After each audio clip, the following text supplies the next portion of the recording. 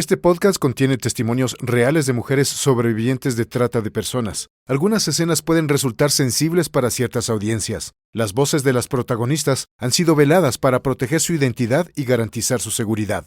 Las opiniones expresadas son de exclusiva responsabilidad de quienes las comparten y no representan necesariamente la postura editorial de este medio. Nuestro objetivo es visibilizar esta grave problemática, generar conciencia y contribuir a la erradicación de la violencia y la explotación. La trata de personas implica la captación de una persona con engaños, amenazas o a la fuerza. En el mundo, y Ecuador no está exento, aún se venden y compran vidas. Cada día las redes sociales se vuelven carteleras de ausencias. El Ministerio del Interior refiere que entre 2021 y 2024 se registraron 151 víctimas de trata de personas con fines de explotación sexual. En 2025, hasta marzo, se identificaron 14 víctimas. 10 eran adolescentes. En relación con el lugar de explotación, se constató que la mayoría de casos fue de trata interna, con provincias como El Oro, Pichincha y Guayas. A escala internacional, Perú y Colombia también fueron destinos de explotación.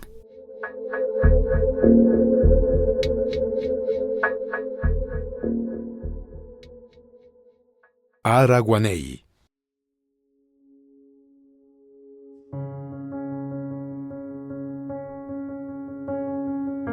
La trata de personas es un delito con cadenas inmateriales. Ningún lugar en el mundo es inmune y aunque no hay distinción de género y edad, en Ecuador un 93% de casos con fines de explotación sexual corresponde a niñas y mujeres. Araguaney vivió las sombras del delito, de vulneración de derechos, del abuso y de ser tratada como un producto. Ahora, a los 16 años, recuerda aquel primer vestido púrpura con flores que confeccionó junto a su abuela. Una diseñadora de modas, investigadora o especialista forense. Esos ideales iluminan su mirada que a ratos se blinda y a la par recobra la confianza. Yo me imaginé yo misma viendo el amanecer y en la playa. La joven tiene el apoyo y el acompañamiento de la Fundación Alas de Colibrí. La organización cuenta con una casa de acogimiento institucional llamada Nido de Protección, que recibe a niñas y adolescentes de 12 a 17 años que han sido afectadas en sus derechos a través de la trata de personas con fines de explotación sexual y otras formas de vulneración de derechos. Para ellas, el significado que algunas culturas atribuyen al colibrí se vuelve real. Cuando un colibrí se acerca a una persona o la mira, es porque ésta necesita sanar. Llegar al nido es seguir el rastro de historias marcadas por la violencia, por el dolor y a su vez por la dulzura, el talento e ideales vivos. Ellas muestran que pueden crear, como la canción que acompaña esta nueva temporada de esperanza, que sueñan con ser diseñadoras de modas, doctoras, empresarias, investigadoras, abogadas, locutoras y mucho más. Cuadros multicolores que incluyen figuras como la de una niña que danza mientras sostiene un gato, una luna brillante, un enorme tigre, un camino cubierto por flores, mariposas y por supuesto un colibrí libre. Dan la bienvenida a la casa. Ellas son las artistas. En aquel hogar con aroma a pastel de chocolate, de fondo, las niñas y adolescentes cantan que no te das cuenta que lo que cargas es algo heredado, que lo que te cuentan es algo que pertenece al pasado. Que se quede allá, bien enterrado. Que se quede allá, que se quede allá, está en tus manos. Ella quiso que la conozcamos como Araguaney. Pero, ¿por qué Araguaney? Es un árbol que siempre me ha gustado. Es muy grande. Obviamente, como todos los árboles, tiene unas flores amarillas que son muy lindas y a mí me gustaba cuando era pequeña porque me lo ponía en mi cabello.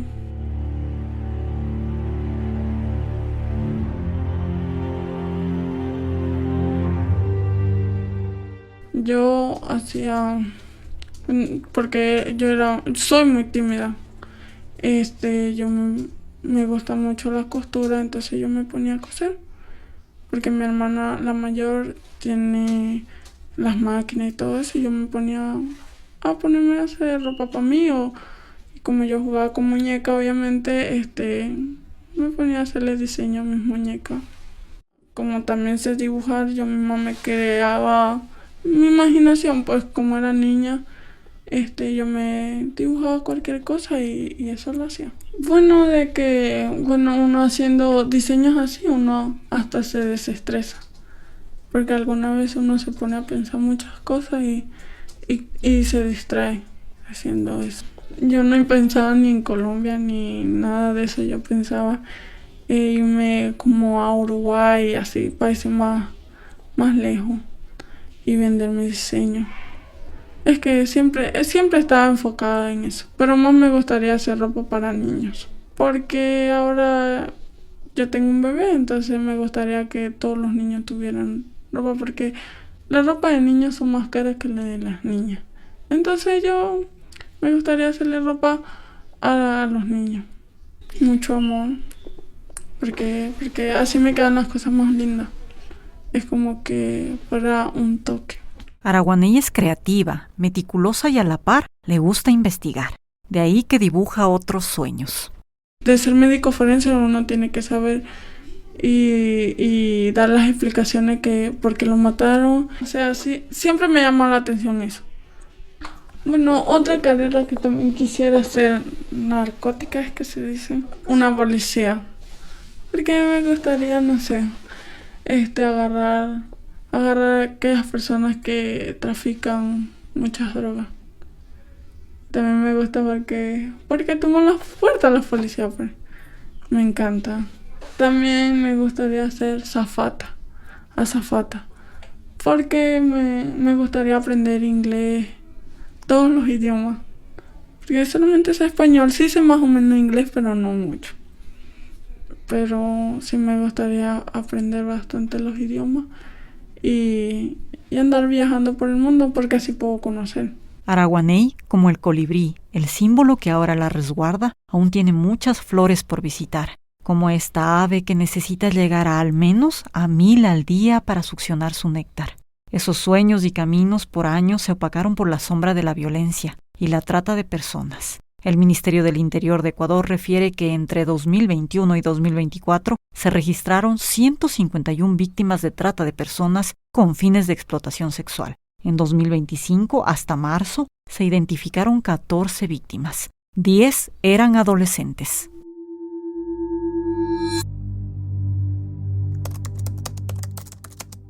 Araguaney, a mayo de 2025, tiene 16 años. Ella creció en un hogar desestructurado, siendo la mayor de varios hermanos. La huella de la violencia doméstica era su cotidianidad. Sus padres se separaron cuando tenía 8 años. Encontró estabilidad en su abuela materna, quien le brindó la oportunidad de estudiar. La situación económica precaria obligaba a su madre a ausentarse por largos periodos. El comercio sexual se volvió el sustento de la familia. A los 12 años, ella se trasladó a Perú con su progenitora, su padrastro y sus hermanos menores. La pesadilla se intensificó. La joven fue víctima de repetidas violaciones por parte de su padrastro, quien la amenazaba de muerte si revelaba la verdad. El silencio forzado y el abuso constante la llevaron a un embarazo no deseado. Durante ese tiempo, Araguaney no pudo continuar sus estudios y sufrió maltrato físico por parte de su madre, lo que derivó en la intervención de las autoridades de bienestar familiar. Desesperada, ella reveló a su madre el abuso y el embarazo. Su madre no abandonó al agresor. En 2020 la familia llegó a Ecuador y la inestabilidad continuó, con constantes cambios de domicilio y la llegada de una nueva pareja para su madre. La situación en el hogar se volvió insostenible. Las discusiones con su padrastro eran frecuentes y en ocasiones escalaban a la violencia física. Ella recurría a la casa de su novio, Carlos, de 27 años, con quien mantenía una relación intermitente. Una conocida de su madre, Lorena, le ofreció, en apariencia, un trabajo. Sin intuir lo que venía, Araguaney aceptó la oferta. Lorena la llevó a un bar clandestino, donde la obligaron a consumir alcohol y a tener relaciones sexuales con los clientes a cambio de dinero. Ella se encontró atrapada en una red de explotación sexual, donde su cuerpo era tratado como una mercancía. La dueña del local se aprovechaba de su vulnerabilidad, quedándose con gran parte de sus ganancias. A pesar del horror y la humillación, Araguaney se sentía obligada a continuar para ayudar a su madre a pagar deudas. La situación se complicó aún más cuando una amiga de Lorena le propuso a la joven promocionarse en una página web de anuncios sexuales. La adolescente accedió y pronto comenzó a recibir mensajes de hombres que buscaban sus servicios. Desesperada por escapar de esta situación, ella buscó refugio en la casa de su novio Carlos, quien al enterarse de lo que estaba sucediendo la instó a abandonar la explotación y le ofreció su apoyo incondicional. La joven buscó ayuda en una organización, donde encontró un espacio seguro para reconstruirse y luchar por la custodia de su hijo. A través de esta acción se llegó a una denuncia a la unidad antitrata en Ecuador y tras el proceso de rescate, la joven llegó a la Fundación Alas de Colibrí.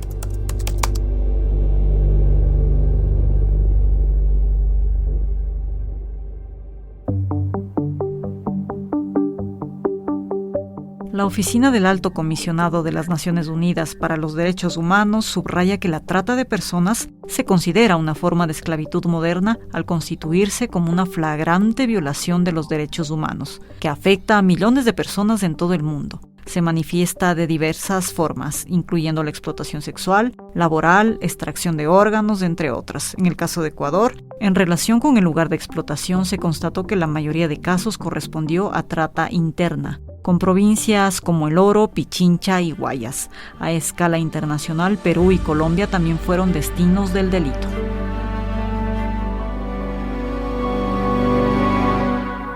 Verónica Supliguicha, directora de proyectos de la Fundación Alas de Colibrí. ¿Y qué es lo que sucede entonces cuando nosotros estamos hablando de esto? De que existe una naturalización. Porque recordemos, ojo, que nuestro país abolió la esclavitud por allá por el 1850 aproximadamente. Y estamos hablando de 150 años quizás, un poco más, 170 años. Pero lo que quiero decir es que hay una impronta social en donde todavía naturalizamos situaciones de explotación, en donde todavía nosotros no cuestionamos cómo unos sujetos están sobre otros, los que tienen dinero sobre aquellos que no tienen dinero.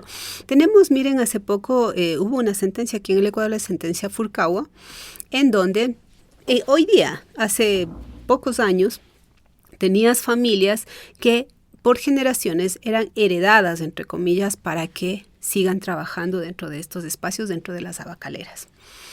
Y casos como esos hay varios en el Ecuador y hay varios en la región. También Brasil tiene una sentencia histórica que fue una sentencia igualmente por trata con fines de explotación laboral y estoy hablando de hace aproximadamente unos 10 años, es decir, no es mucho tiempo. En el Ecuador se tipifica el delito de trata apenas desde el año 2005. Entonces estamos hablando de apenas 20 años que existe la tipificación del delito de trata de personas. Entonces, si es que tú haces un análisis retrospectivo de la trata de personas, vemos como un punto clave de que la esclavitud ha sido totalmente naturalizada, ha existido mundialmente y la compra y venta de seres humanos era algo cotidiano. Hemos visto a lo largo de la historia que los seres humanos eran arrebatados de su libertad, los comprabas, los vendías. En nuestro país y en el mundo lo primero que se liberaron fueron los vientres, pero la mujer seguía siendo esclava, su hijo nacía libre, y así una serie de elementos que hicieron que hubiera esta naturalización. Después tienes que apenas nuestro país en el 2005 tipifica el delito de trata de personas y lo convierte en un delito que tiene una sanción. Y entonces tenemos 20 años de historia del tipo penal de trata de personas en el Ecuador. Personalmente trabajo en el tema de trata desde el 2006. Entonces, cuando comenzamos a trabajar el tipo penal de trata de personas, todo el mundo decía, ¿pero por qué? Pero si la chica está ahí en el nightclub porque quiere, porque es la única forma de vida que tiene, porque es una chica fácil, porque le gusta la vida fácil, porque no existe otra forma de que ella pueda sobrevivir. O, por ejemplo, lo que es muy común también en nuestro medio, que niñas, adolescentes de 10, 8, 6 años sean entregadas, entre comillas, a familias que tienen dinero para que trabajen el resto de su vida ahí, era algo súper naturalizado. Entonces, entrar a trabajar en este tema de trata significó desde el principio una situación muy compleja porque dificulta tienes que conflictuarle a la sociedad en algo de que está considerado normal o natural, no lo es. Nadie tiene el derecho de explotar a otro ser humano, ni de aprovecharse de sus situaciones de vulnerabilidad, ni de comprar los cuerpos de otros. Entonces, ¿por qué nosotros como equipo decidimos tener una casa de acogimiento a mujeres víctimas de trata? ¿Por qué? Porque cuando una adolescente es víctima de trata con fines de explotación sexual específicamente, aparte de haber vivido esa serie de vulneración de derechos, muchas veces ella es excluida de sus propias comunidades. Lamentablemente, en algunas ocasiones son sus propias familias las que las explotan. Generalmente son personas muy cercanas emocionalmente, de tal manera que tener un espacio de protección, un espacio de cuidado, un espacio de recuperación permite justamente hacer esa desconexión con el espacio de explotación que permita un proceso de recuperación. Andrés Salinas, psicólogo. La trata de personas es el tercer delito más grande a nivel de cifras económicas que mueve, solo por detrás del tráfico de drogas y el tráfico de armas. Entonces, puedes imaginarte que son efectivamente a nivel mundial, podemos hablar de millones de personas que sufren este delito.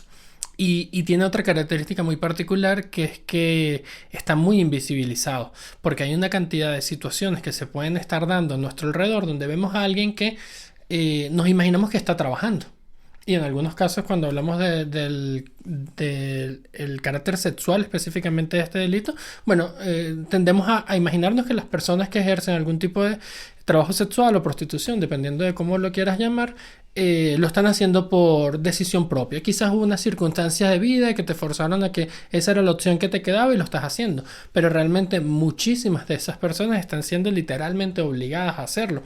Pero para el que está desde afuera, que no sabe necesariamente esto, simplemente se imagina es una persona ejerciendo trabajo sexual o prostitución.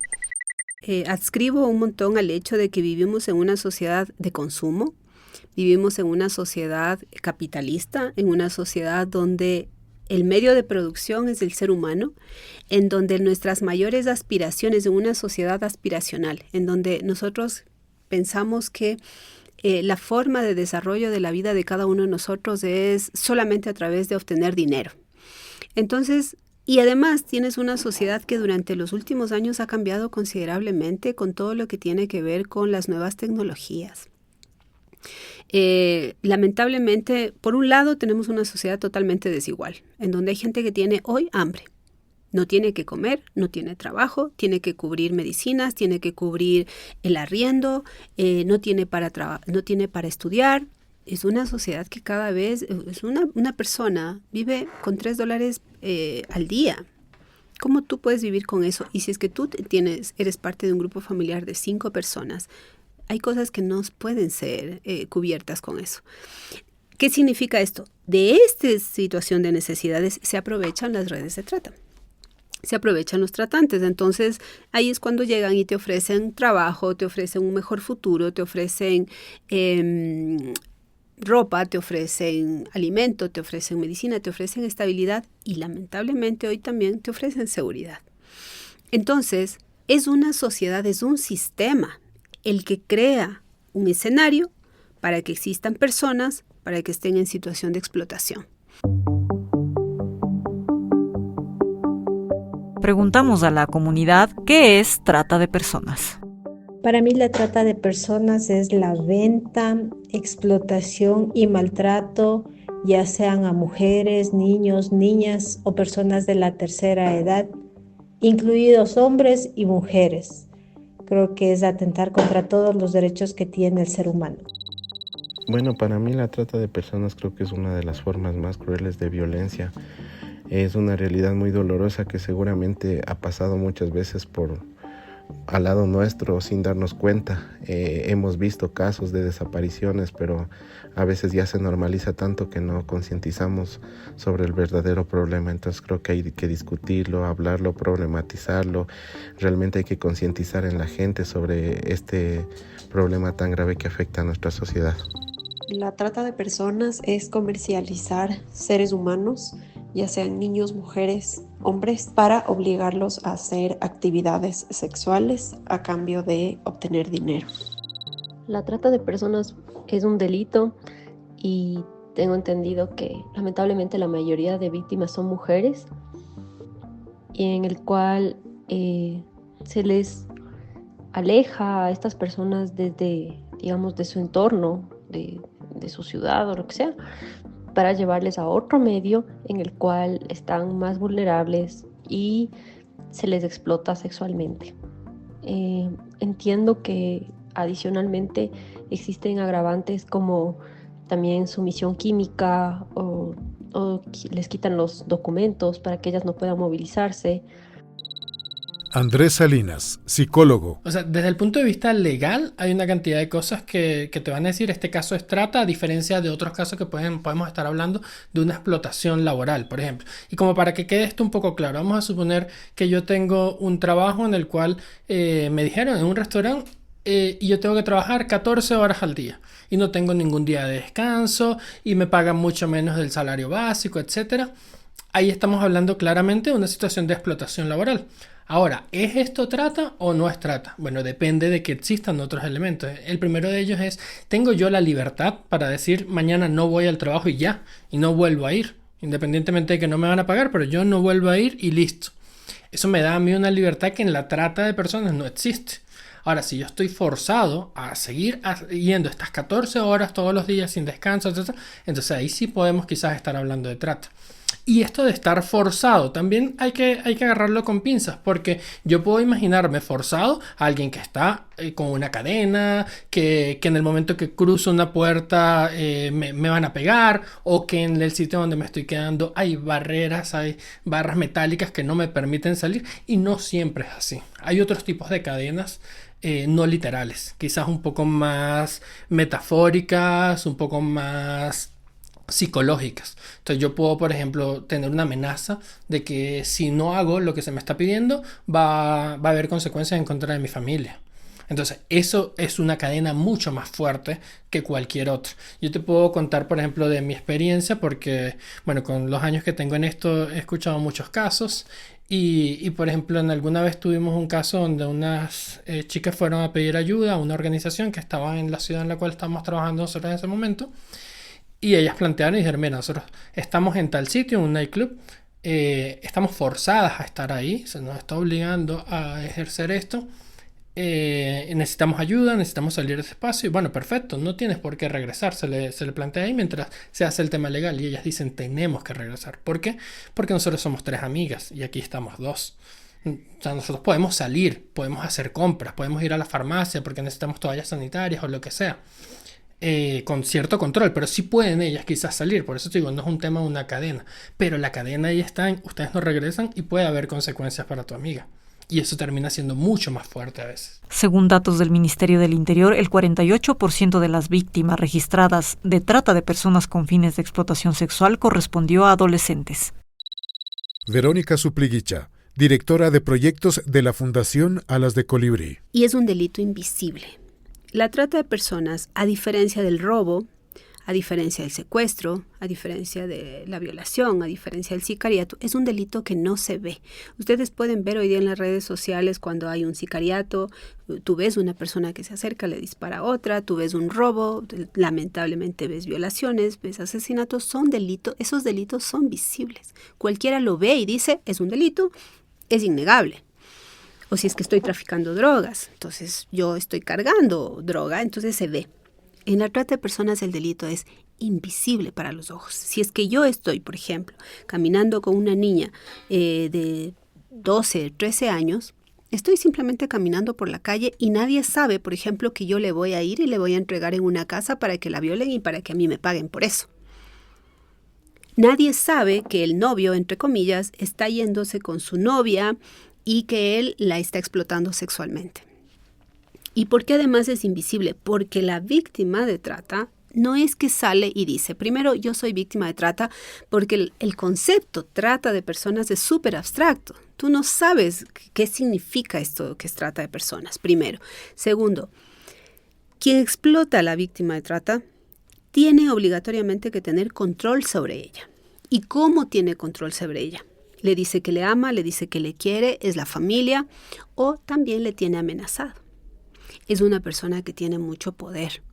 Entonces, mira, nosotros a veces tenemos adolescentes o víctimas de trata que nos cuesta mucho tiempo en que nos cuenten en realidad qué es lo que sucedió. ¿Por qué? Porque el peso que tiene el tratante, el delincuente, es muy grande. Porque a lo largo del tiempo de la explotación, esta víctima vio qué es lo que hacía el tratante, de pronto vio cómo golpeaba a otras chicas, vio cómo cometía delitos graves en contra de otras personas, etc. Entonces, todo eso a mí me obliga a callar, a guardar silencio. Esto de la trata vemos que hay 3 fases, por decirlo de alguna manera, y lo voy a simplemente medio mencionar. Entonces tenemos una actividad, tenemos un medio y tenemos un fin. Entonces, en general el fin de la trata es generar algún tipo de beneficio en base a esta persona sobre la cual yo tengo un control.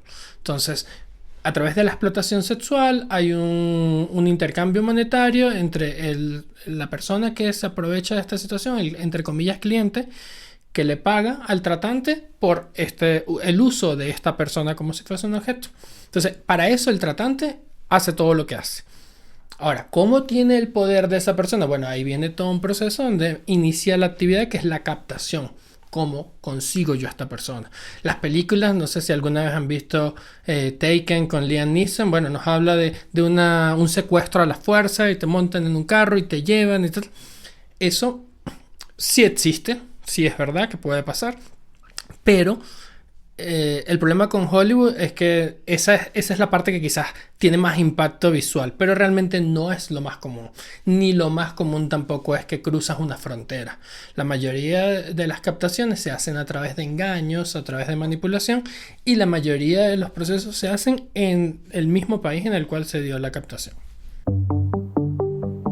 De acuerdo con la Dirección contra la Trata de Personas y Tráfico Ilícito de Migrantes, en el contexto ecuatoriano, la mayoría de los casos de trata de personas no se reportan ni hay una denuncia directa de las víctimas, y gran parte de estos corresponde a la trata interna, modalidad en la que el victimario suele formar parte del núcleo familiar o del entorno cercano. Las personas que vivan o conozcan de casos pueden llamar al 911 o al 1-800 delito. A ver, aquí hay algunos elementos que creo que es importante analizarlos. Según estimaciones de las Naciones Unidas, por cada víctima de trata que ha sido rescatada, aproximadamente hay 6 más que no son rescatadas.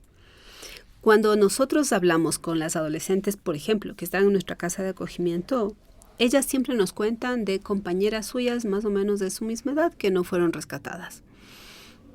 3 o 4 por promedio cada una de ellas. ¿Qué quiero decir? Primero, que el número de rescates de víctimas de trata es menor al de víctimas que hay. Y segundo, la velocidad, creo que hay una variable que hay que tomarla en cuenta. Durante el último periodo yo sí le apunto un montón al tema post-pandemia, lo que pasó en la pandemia y después de la pandemia, lo que pasa en el país, en la región y en el mundo. La trata de personas, ahí yo hago un énfasis en el tema de la trata de personas. Y es que la trata de personas no es un delito que aparece mágicamente. La trata de personas aparece sobre un contexto social, sobre un contexto cultural, sobre un contexto económico, sobre un contexto político, ojo, inclusive sobre un contexto ambiental. Porque no es una cuestión de buenos y malos. No es una cuestión de la víctima y el victimario. Es una cuestión de que esa víctima y ese victimario están dentro de un entramado social, están dentro de un entramado político, están dentro de un entramado ambiental. Y quiero explicarme un poco más en este sentido. Por ejemplo, la trata de personas con fines de explotación sexual principalmente y laboral y en realidad todas las modalidades. Pero voy a hacer énfasis en el tema de la explotación sexual. Se asienta sobre un entramado patriarcal. Se asienta sobre una cultura machista en donde, por ejemplo, hay hombres que buscan adolescentes para tener relaciones sexuales con adolescentes porque buscan que sean jóvenes. Porque buscan que sean vírgenes, porque se compran virginidades en nuestro país y en la región. porque se compran cuerpos infantiles para la pornografía infantil, por ejemplo. Recordemos el caso de la niña Emilia en Loja. Ustedes recordarán. Lamentablemente sobre esa muerte se asienta la alerta Emilia. Era un caso de trata con fines de explotación sexual, la pornografía infantil. ¿Por qué? Porque hubo un grupo de sujetos que buscaban comprar pornografía infantil. Y para lograrlo, tuvieron que asesinarle a una niña. Entonces, ¿quién compra o ofrece comprar? Hay una sociedad que dice, yo quiero esos cuerpos femeninos, quiero esos cuerpos infantiles sexualizados. Se sostiene, se mantiene, se promueve, se consume. Y por lo tanto hay víctimas. Es esa sociedad. Esa sociedad es la que sostiene y la que promueve este tipo de explotación. Así también tenemos una sociedad que sostiene la explotación laboral, por ejemplo. Entonces vienen y dicen, no, pues es que depende de la época, no es que los colombianos, los venezolanos, los haitianos, los cubanos, etcétera, cobran menos porque si no, no pueden vivir. Entonces le pago menos que a la persona ecuatoriana, por ejemplo. Es un sistema social, económico, político, cultural, que naturaliza las condiciones de explotación y que dice a estos sujetos, estos cuerpos son descartables, son utilizables. Y por lo tanto, los tratantes no buscan a una persona que tenga una red sólida, que tenga una familia sólida, que conozca el espacio, que si es que desaparece no sé a dónde buscan generalmente a niñas, a mujeres, a familias que quizás son de sectores rurales, que quizás no tienen mucho dinero. Ahí, en nuestra casa de acogimiento, la mayoría de las víctimas vienen de sectores populares, en donde las familias a veces ni siquiera tienen para comer. Hablar de que existe un perfil del tratante, del explotador, probablemente no sería del todo cierto. Como te digo, tendrías que imaginarte el perfil de cualquier persona que pueda cometer un delito. Porque si bien la trata de personas puede ser algo que lo vemos como una grave violación de los derechos humanos, algo muy extremo, en realidad, para quien está cometiendo el delito es simplemente una transacción comercial. Y como para que veamos aquí un poco el tema, como para meternos en la cabeza de cómo funciona esto. Es básicamente ver a la otra persona como un objeto. Y yo te puedo poner algún ejemplo. Alguna vez escuchamos de una situación que se daba aquí en San Antonio de los Táchira. Entonces, imagínate una conversación entre dos jóvenes donde uno le está diciendo al otro, no tengo dinero, estoy un poco mal económicamente, necesito ver qué puedo hacer. Y el otro le dice, ¿por qué no te consigues una camioneta? Consíguete una camioneta y la pones a trabajar. Y tiene sentido, ¿no? Cuando decimos, bueno, una camioneta, la pongo a trabajar, hago algunos viajes, con eso quizás invierto un poco en gasolina, en algunas otras cosas, pero me va a traer un rédito económico. Y resulta que esta conversación, que muy literal puede haberse dado de esa misma manera, a lo que nos referimos cuando hablamos de una camioneta es a una chica para explotar. Y así mismo se usa, porque también hay un argot que tienes que cuidar. Tienes que tratar de no dejar ningún tipo de evidencia, una conversación por WhatsApp de mira, estoy hablando de que voy a conseguirme una chica para explotarla. No, yo me voy a conseguir una camioneta. Pero este ejemplo, además de esto de la manera como nos comunicamos, tiene mucho que ver con la manera como yo veo a las víctimas. Entonces, como cosas, las despersonalizo. Y eso es necesario para yo poder hacer todas las cosas negativas que hago sobre esta persona, verla como una cosa. Debemos tratar de no imaginarnos de este perfil especial, de este perfil diferente. Podríamos llamarlo, cuando hablamos de violencia de género, que tratamos a veces de buscar el perfil del hombre violento, qué pasa, y tendemos a decir un enfermo, esa persona está enferma, y realmente podríamos decir es sencillamente un hijo sano de un sistema patriarcal. O sea, hay una serie de cosas que le hicieron, yo voy a cometer esto. Entonces aquí estamos hablando de una persona que tiene las consecuencias de un sistema que no le dio necesariamente las oportunidades, que este fue el camino por el cual halló una manera de sobrevivir económicamente, y más probablemente aún fue llevado desde muy pequeño a ese tipo de espacios donde ese era su rol. usted va a captar, usted va a buscar alguna manera de generar ingresos y en general también no es como que la red de trata es algo que digo yo solo cometo trata. Ahí hay de todo. Ahí puede haber tráfico de drogas, ahí puede haber sicariato, o sea, todo puede estar muy involucrado. Desde la cartera de Estado señalan que los datos y análisis evidencian que la trata de personas en el Ecuador es un fenómeno complejo, dinámico y profundamente arraigado en desigualdades estructurales, que afecta de manera desproporcionada a mujeres, niñas, adolescentes y personas en situación de vulnerabilidad. Entrar a trabajar en este tema de trata significó desde el principio una situación muy compleja porque dificulta. Tienes que conflictuarle a la sociedad en algo de que está considerado normal o natural, no lo es. Nadie tiene el derecho de explotar a otro ser humano, ni de aprovecharse de sus situaciones de vulnerabilidad, ni de comprar los cuerpos de otros. Entonces, ¿por qué nosotros como equipo decidimos tener una casa de acogimiento a mujeres víctimas de trata? ¿Por qué? Porque cuando una adolescente es víctima de trata con fines de explotación sexual específicamente, aparte de haber vivido esa serie de vulneración de derechos, muchas veces ella es excluida de sus propias comunidades. Lamentablemente, en algunas ocasiones son sus propias familias las que las explotan. Generalmente son personas muy cercanas emocionalmente, de tal manera que tener un espacio de protección, un espacio de cuidado, un espacio de recuperación permite justamente hacer esa desconexión con el espacio de explotación que permita un proceso de recuperación.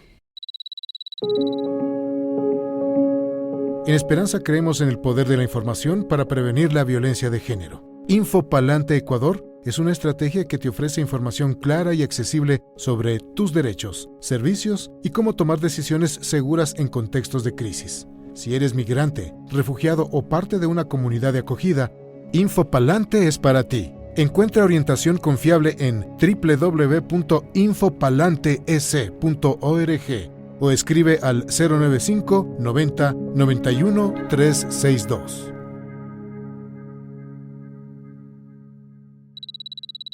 Verónica Supliguicha. Yo quisiera llamar la reflexión un tema que para mí sí es preocupante y sí lo voy a mencionar.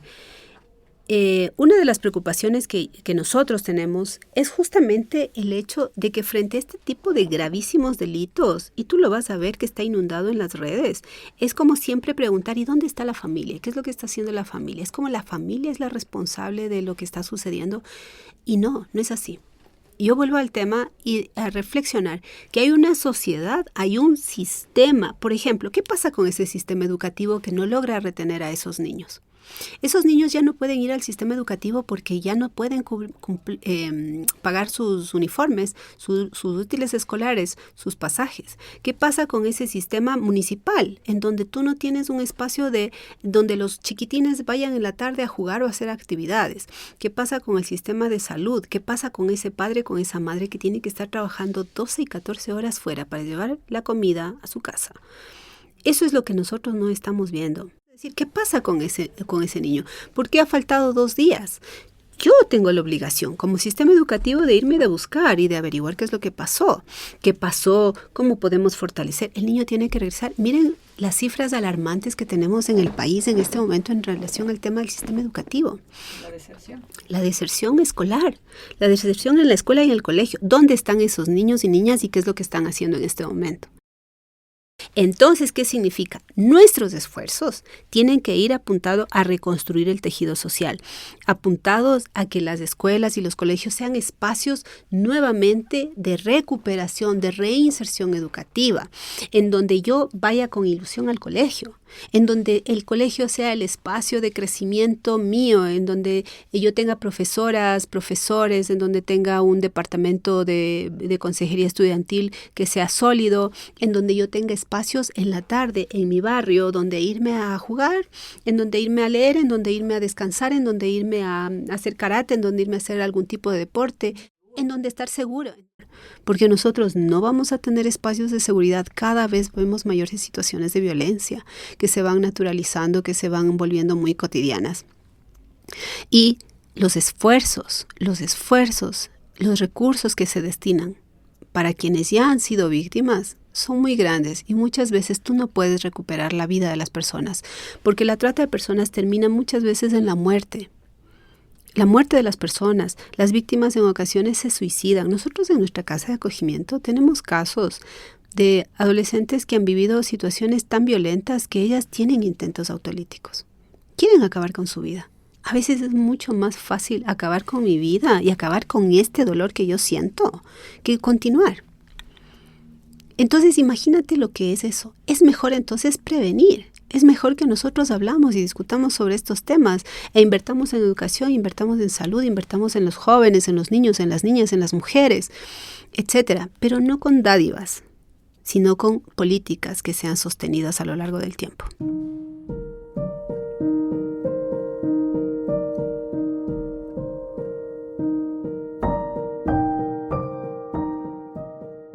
Más que todo terminando mis estudios.